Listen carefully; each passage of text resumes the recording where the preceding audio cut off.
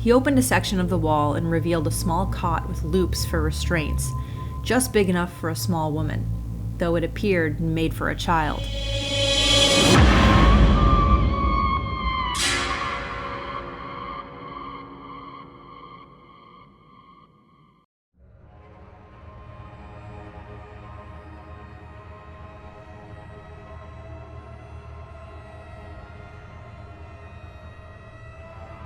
December 2003. Jessica, 20 years old, had just moved from Baltimore to the eastern shore of Virginia, hoping that distance would curb her heroin addiction. It didn't work. Instead, she found herself driving back to Baltimore every few days, spending hundreds of dollars on heroin rather than cutting back. In this process, she encountered all sorts of unsavory people, including hacks, illegal cab drivers who often took people to pick up drugs or offered rides for half the price of a regular cab. One evening, during a drug run, she met an older man at a Dunkin' Donuts in Dundalk, Maryland. He was one of those hacks, and Jessica wasn't typically keen on using them. But this night, he offered her a ride, and things quickly went south. As they drove through the city, the man made a wrong turn down a one-way street in front of a police officer, and they were pulled over. The officer found his stash of marijuana, and both of them were arrested. At midnight, they released Jessica from jail. She was now stuck in the middle of Baltimore City, alone, with no ride, nowhere to go, and sick from withdrawal. The cold December night made the situation worse. As she mentally went through her options, she remembered the hack from earlier that week. Desperate, she gave him a call. To her surprise, he was awake and only about 10 minutes away. In less than half an hour, he arrived, and Jessica clambered into his gray, dinged-up sedan, grateful for the warmth. Everything about the man was gray: his car, his hair, even his pallor. He was soft and jolly, but she felt no immediate threat. She just needed to get well. After scoring some heroin in Baltimore, she asked him to take her to the bus station where she could wait out the night. But the man had other plans. He looked at her strangely before suggesting they go to his place to watch TV until the buses started running in the morning. At first, Jessica hesitated. The man seemed so unremarkable, so harmless that she agreed. She didn't feel at risk. She just needed a warm, clean place to shoot up. He reassured her that he wasn't going to hurt her. He even told her the bus station wasn't the safest place for a woman to be alone at 2 a.m. He just wanted to help. So, Jessica agreed, and they drove for about half an hour to a wooded area outside the city. As they neared his house, he started talking in strange, almost cryptic terms. He mentioned that the police chief of the county lived on the same cul-de-sac and that they were friends, implying that the police had helped him out a few times. When they arrived, Jessica was shocked. The house wasn't what she had expected. It was more like a mansion than a modest home. As they walked inside, the house felt like a museum. It was covered in dust and knickknacks. Porcelain angels and other tacky items were crammed into every corner, on every shelf, and even in the kitchen sink. The clutter was overwhelming. She asked where the bathroom was and excused herself to get high. She needed to relax and think before she did anything else. After shooting up, she returned to the living room, not wanting to venture deeper into the house.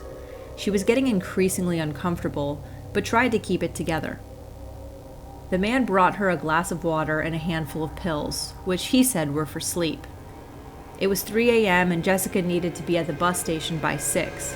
She didn't want to fall asleep, she needed to leave soon. But the man insisted. When she hesitated, he pressed, repeating that he wasn't trying to do anything bad, just trying to help. Jessica laughed and took 2 pills. She didn't trust him, but figured she could deal with it. As soon as he left her to get another glass of water, she spit out the pills and hid them in the couch. The conversation shifted, and he began to ask her about drugs, specifically what substances could knock someone out without causing harm. Jessica kept her composure, maintaining a facade of indifference as she realized how strange the situation had become. He started rubbing her shoulders, which made her uncomfortable.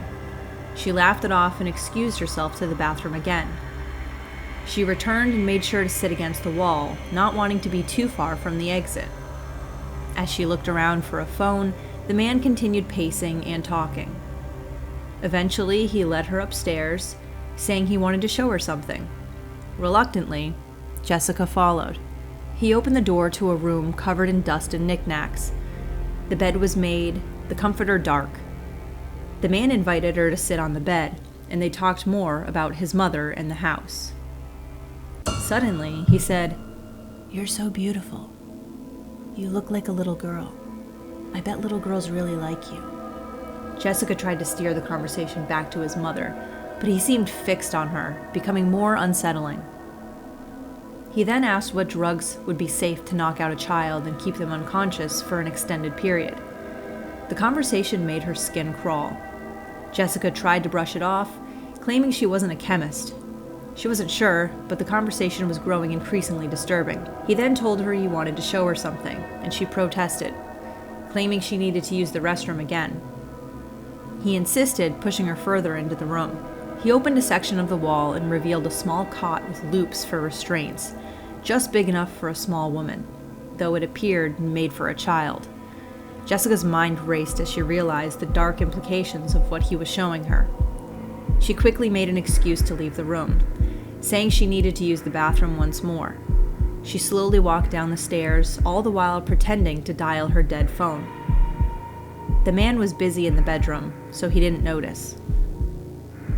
Once downstairs, Jessica pretended to talk to a friend on the phone, loudly recounting the evening's events. She mentioned she'd be heading to the bus station soon and that her friend knew the man she was with. The look on his face darkened, but he said nothing. As soon as Jessica finished her phone call, she grabbed her purse, zipped up her coat, and mentioned that her friend wanted her to tell him hi. She made it clear that someone, anyone, knew where she was and who she was with. He reluctantly agreed to take her to the bus station. The drive there was tense, and Jessica could feel his mood souring. She was convinced she had narrowly escaped the clutches of a serial killer. For the next week, Jessica stayed on high alert. She received a couple of sketchy calls from blocked numbers, but could never confirm they were from the man. Life slowly returned to normal, and she convinced herself she had overreacted. A couple of weeks later, Jessica and her friend Tom planned another trip to Baltimore to pick up their usual supply. They were late leaving, got stuck in traffic, and missed their contact.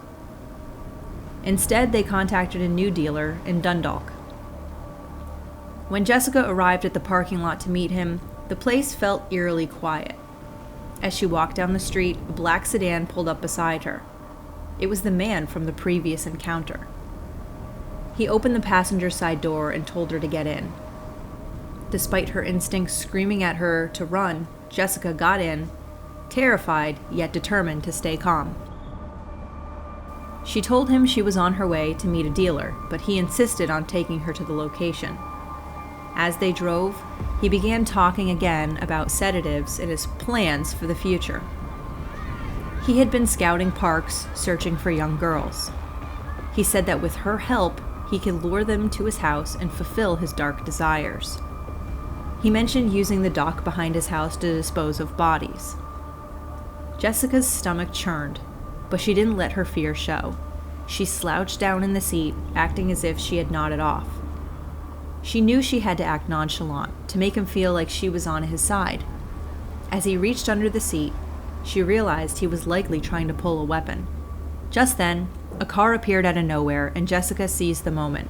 She bolted out of the car, ran across the street, and never looked back. She called her friend Tom, who picked her up from a nearby store. Jessica never saw the man again.